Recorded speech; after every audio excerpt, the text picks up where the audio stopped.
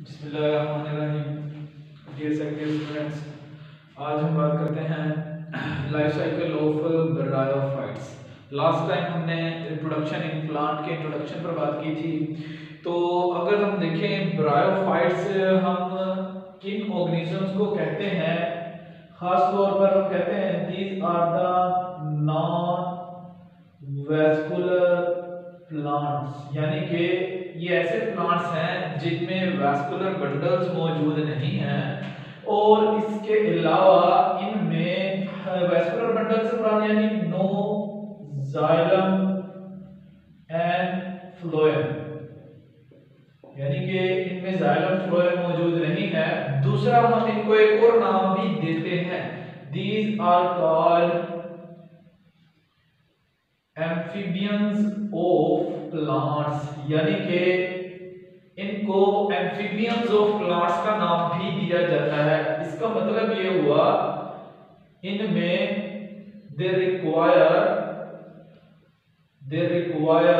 Water for reproduction, यानी कि इनमें रिप्रोडक्शन के लिए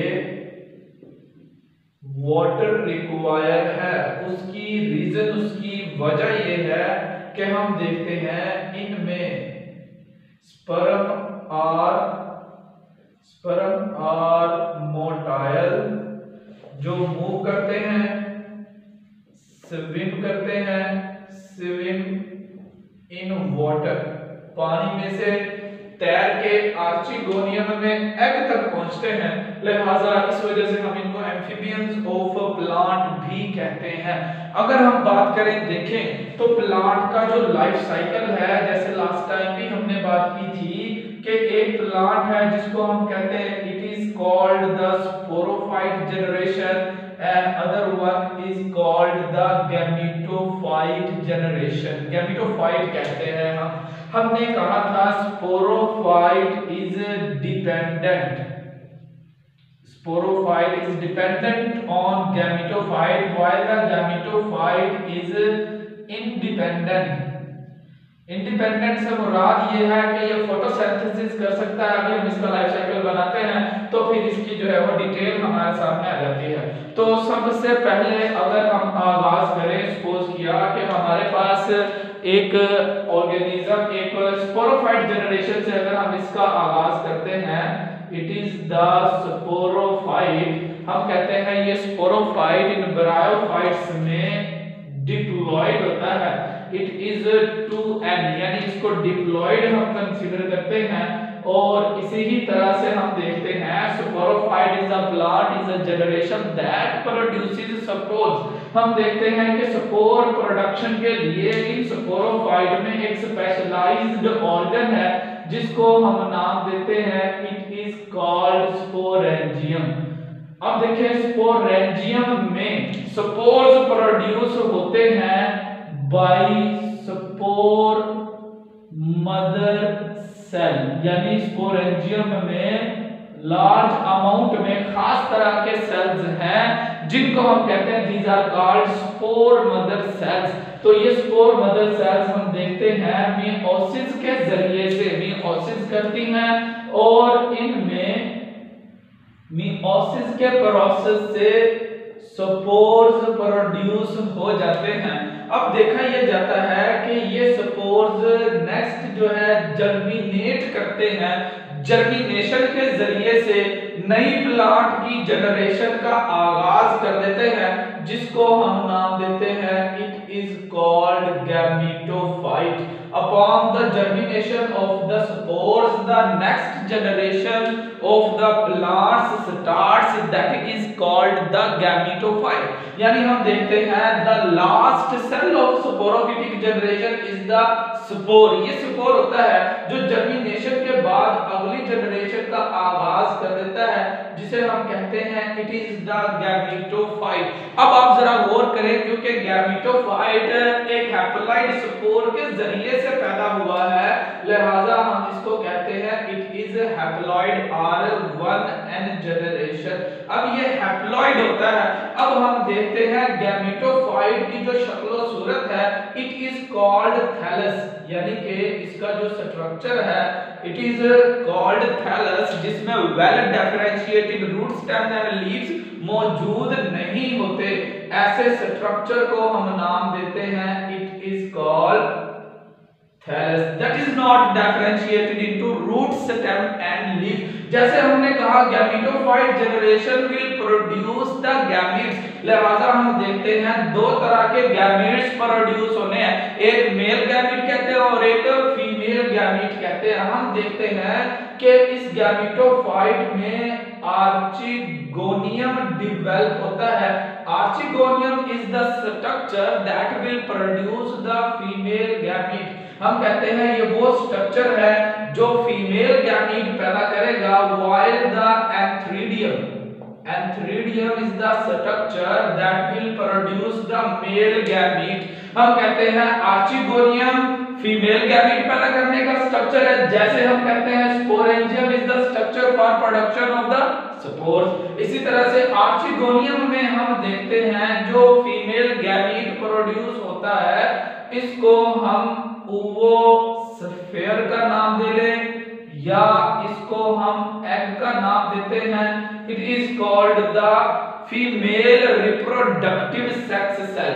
और इसी ही तरह से एंथेरिडियम में हम देखते हैं एंथीरोजोइड से डेवलप होते हैं। इनको एंथीरोजोइड्स का नाम दें या हम इनको स्पर्म कह दें, एक ही बात है। These are the male reproductive cells। हम इनको male reproductive cells कहते हैं। अब नेक्स्ट स्टेज पर हम देखते हैं एग और स्पर्म की यूनियन है, ये अमल कहलाता है फर्टिलाइजेशन। यानी हम ये देखते हैं इस फर्टिलाइजेशन के प्रोसेस के बाद हम देखते हैं ये स्पर्म जो है वो स्विम करके जाता है एग सेल तक, जो कि आर्चिगोनियम में मौजूद होता है। और इस तरह से इस फर्टिलाइजेशन के नतीजे में हम देखते हैं जाइगोट डेवलप होता है और जाइगोट इसी ही आर्चिगोनियम में डेवलपमेंट के जरिए से हम देखते हैं अगली जनरेशन जिसको हम कहते हैं it is called sporophyte generation. तो स्पोरोफाइट जनरेशन का आगाज कर देता है, हम कहते हैं zygote is the two and diploid है, क्योंकि ये एग सेल और स्पर्म सेल के फ्यूज होने से पैदा हुआ है। हम कहते हैं एग भी हैप्लॉइड होता है, स्पर्म भी हैप्लॉइड होता है, लेकिन इनके जो गैमीट्स हैं वो माइटोसिस के अमल से पैदा होते हैं, इसलिए कि ये खुद गैमेटोफाइट हैप्लॉइड है। हैप्लॉइड सेल में दोबारा से मियोसिस नहीं हो सकती, लिहाजा ये माइटोसिस से अपने गैमीट्स प्रोड्यूस करते हैं। यानी यहाँ पर हम लिख लेते हैं इट इज द माइटोसिस, यहाँ पर भी माइटोसिस होगी। इस तरह से जाइगोट के जरिए से स्पोरोफाइट जनरेशन का आगाज हो जाता है और ये स्पोरोफाइट फिर से हम देखते हैं वही प्लांट जो है वो वही लाइफ साइकिल शुरू करता है। अगर हम इसको डायग्रामेटिकली बना के देखें तो एग्जांपल हम लेते हैं, सपोज किया कि ये एक प्लांट है जिसको हम फ्यूनेरिया कहते हैं। तो इस प्लांट में देखा जाए तो एक हम देखते हैं स्टेम लाइक स्ट्रक्चर मौजूद होता है जो एक्चुअल स्टेम तो नहीं है, और इसी तरह से रूट लाइक स्ट्रक्चर्स भी पाए जाते हैं जिनको हमने ब्लू कलर से बनाया, these are called the rhizoids. और मजीद ये देखा जाता है कि ये जो प्लांट का टॉप लेवल है लीफ लाइक स्ट्रक्चर भी मौजूद है। यहाँ पर हम देखते हैं इसमें एग सेल मौजूद होता है या ओवोस्फेयर कह लें, और जो लोअर पार्ट्स है यहाँ पर हम देखते हैं लार्ज नंबर ऑफ एंथ्रीडियम पाए जाते हैं, और इन एंथ्रीडियम में स्पर्म मौजूद होते हैं जो वाटर में से तैरकर हम देखते हैं इस फीमेल में आर्चिगोनियम तक पहुंचते हैं, और यहाँ पर फर्टिलाइजेशन के अमल के बाद जाइगोट बन जाता है। जाइगोट की डेवलपमेंट इसी फीमेल ऑर्गन में स्टार्ट हो जाती है, और ये वाला प्लांट का जो पोर्शन है इसको हम कहते हैं इट इज द एंथ्रीडियम। ये एंथ्रीडियम था जिसमें स्पर्म प्रोड्यूस होते हैं, और ये स्पर्म हम देखते हैं वाटर के जरिए से तैरकर तक पहुंचते हैं आर्चिगोनियम में, और इनकी डेवलपमेंट भी यहीं से होना शुरू हो जाती है।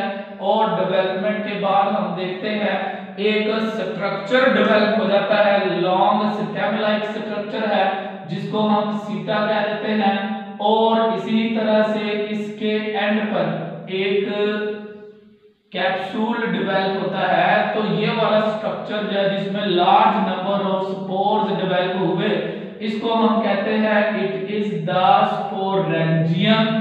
और ये वाला हिस्सा जो कि स्टेम लाइक सीटा कहलाता है, और ये पोर्शन फुट कहलाता है। और ये तमाम का तमाम पॉइंट, इसको हम कहते हैं इट इज द स्पोरोफाइट, यानी ये वाली ऊपर वाली टॉप वाला portion that is dependent on the gametophyte. अब देखिए प्लांट का ये वाला हिस्सा गैमीट्स प्रोड्यूस करता है, इसको हम नाम देते हैं इट इज द गैमेटोफाइट। इसको हम गैमेटोफाइट कहते हैं।